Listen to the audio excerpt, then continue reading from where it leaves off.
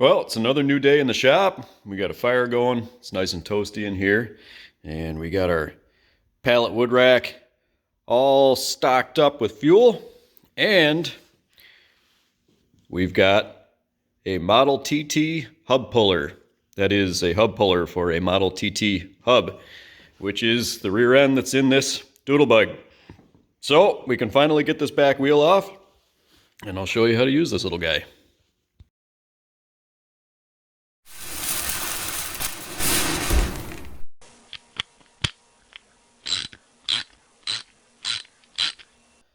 So the first thing we're going to do is wire brush this hub. It's a little crusty, and we need these outer threads here to thread the puller onto.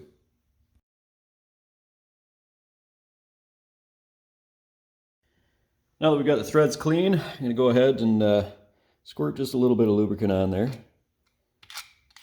No sense making our lives more difficult than it needs to be.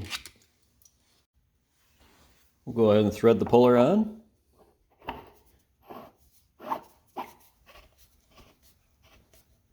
Need a wrench to tighten that down.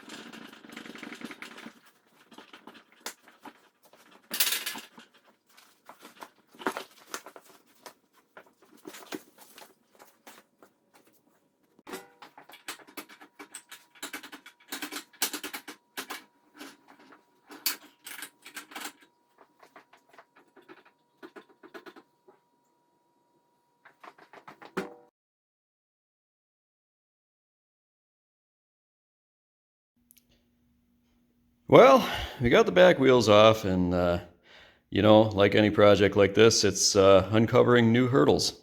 And no, it's not that radius arm that's rotted in half. It is that, which is why the brake drums are, well, or the brake backing plate is all caked in gunk from gear lube leaking out, because these rear wheel bearings are, whoa. Oh yeah, and you know, the axle was spinning trying to get that nut loose, and sometimes modern problems require modern solutions. But joys of working with yourself, you got to get creative. But I think this side's even worse. Woo-wee, yeah.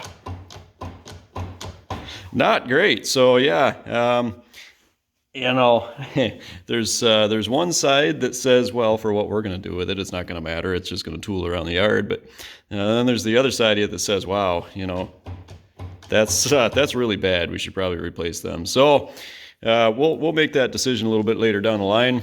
We're still in the teardown phase, but you got to start thinking about these things in advance. Well, before we get too deep into decision making, we should probably pop that seal off, or what's left of that seal, and get a look at the condition of things in here, and see if that's chewed into the axle itself, or you know, whether it's just that the bearings are worn. And I think we should clean this out too. It looks like we got all kinds of stuff in here. We got grease, that old stinky old grease, you know what that smells like. And it looks like we got maybe some habitat going on here, and we got this here. This appears to be some old vegetation from when things were growing through it. So I think we'll just kind of, you know, scoop some of this out of here and suck it up with the old shop vac that I'm going to have to empty 37 times through the course of this project.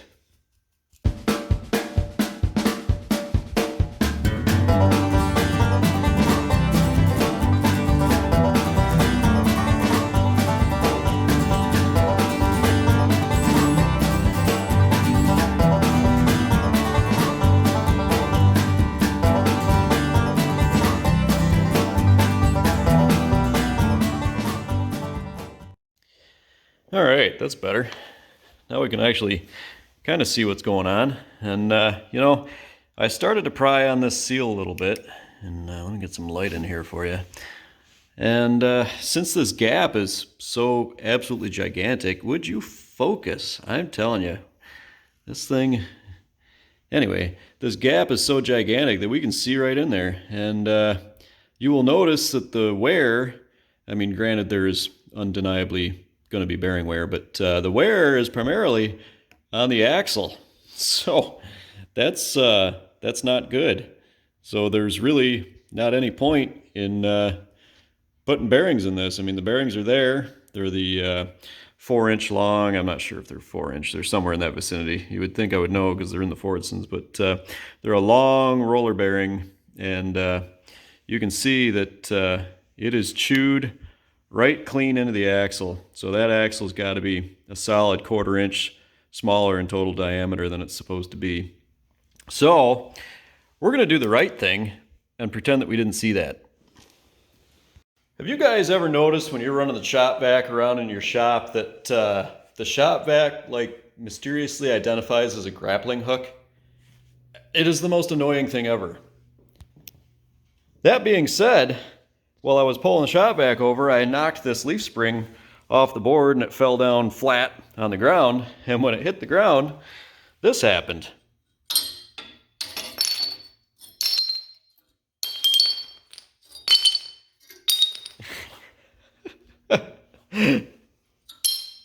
Like it's made out of glass. So, you gotta laugh or you'll cry. But we might have to look for another spring pack for this thing, because I don't know if this one's gonna do it or not. Shoo!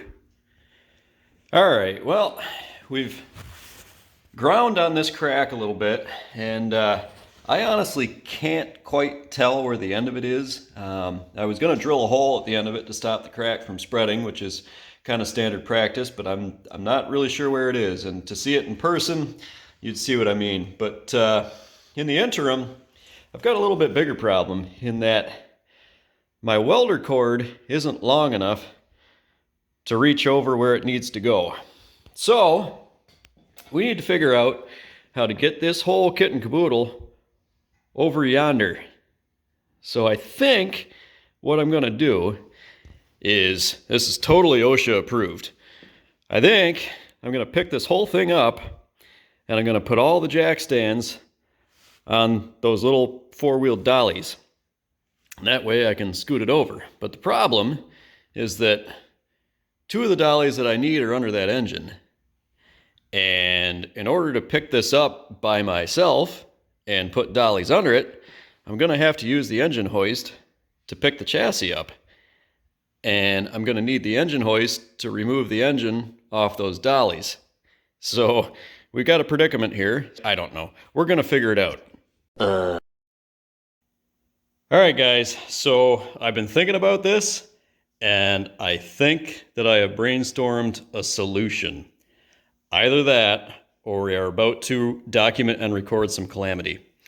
So, a friend of mine picked these carts out of the dumpster and saved them for me because he knows that I like rolly things. And, you know, I thought, what better to do with carts like this than to test their load capacity? So, what I'm thinking, and what I've done, is I have these tubes here that latch into the bottom of the cart. Get in there. They're quite firm in there. I've taken a piece of channel iron, channel steel, and cut it into 4 pieces. This is actually the leftover channel from that seat project for the John Deere H. So I cut that into 4 pieces that are about 1 1/16 wide. I took a piece of water pipe that I actually found in the woods in the property here, and I cut that into 4 pieces, blew a hole through the center of the channel, big enough for a 3/8 carriage bolt, put a spacer on the inside of each sleeve, and then tightened the carriage bolt up against the sleeve, holding it centered in this piece of channel. And I know that there's a number of you that are going to be asking, well, why the heck didn't you just weld the spacer on there? And I do have a good reason for that. I considered it. However, this pipe fits absolutely perfectly on the ID of the post that's in these carts. And if I run a bead of weld around it, then the top of the post is going to be sitting on that bead of weld instead of flush with the bottom of this channel. And I would much rather it be flush with the bottom of the channel. Plus, the amount of load that this spacer is taking is minimal. Most of the load is going to be vertical. And then the only side load it's going to see is when you attempt to roll this cart around. So I think this is going to be perfectly fine. And it did ease the fabrication of this quite a bit, because all I had to do was blow a hole in the middle of it and bolt it all together. So I think this is going to work out pretty slick. Let's slam these in the posts and see what happens.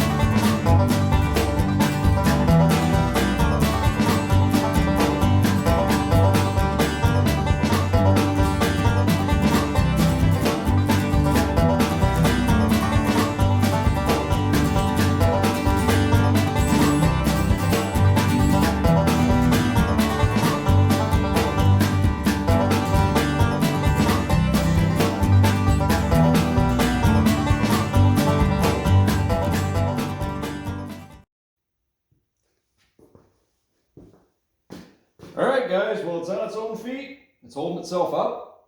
So the important question is, will it roll? It's either going to roll or we're going to capture calamity for posterity.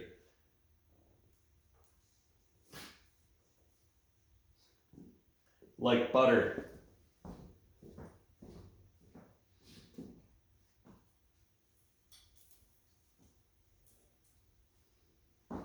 That's a beautiful thing.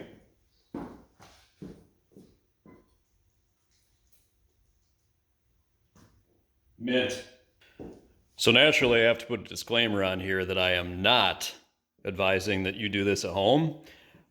This chassis actually doesn't weigh very much. I can pick up each end of it by hand by myself. I cannot, however, pick up each end of it and position the jack stands under it at the same time. So we had to use the engine crane and the floor jack. That being said, I know that distributed 4 ways, the amount of weight that each of these stands are realizing is quite small. I'm pretty aware of what the capacity of these things are and how much weight I'm actually putting on it. I will not be putting a car, or at least not a complete car, on these things, and it's not something that I will be putting anything on and laying underneath. This is purely to get it up in the air so that I can move it around the shop, get it closer to the welder, and keep things mobile in here. When we get to the stage where we start putting the engine and transmission and whatnot back in it, it'll get repositioned back to the center of the shop and it'll put back on solid jack stands. And even the solid jack stands, you'll note that I do not use Harbor Freight jack stands. We've got good quality jack stands in here. Your life is not worth it. It is not worth it. So make sure you're being safe out there, but always be creative. Well, guys, I think we're at a good stopping point for this video, and we're going to pick it up the next time. I know this is dragging out a bit on this teardown, but you know, that really is the reality of it. Is the teardown, I think, is the worst part. It's tedious, it's frustrating, but we're about to round a corner here. We're putting a plan together for you know, how we're going to tackle this thing, and I think the pace is about to pick up, and things are going to get a little bit more interesting. So stay tuned, and we'll see you in the next video to round that corner. And I almost forgot, if you want to make sure that you get a notification for that next installment, make sure you subscribe, click the bell, and scroll down and select all. Thanks, guys, for watching. I appreciate it. Keep saving the old iron.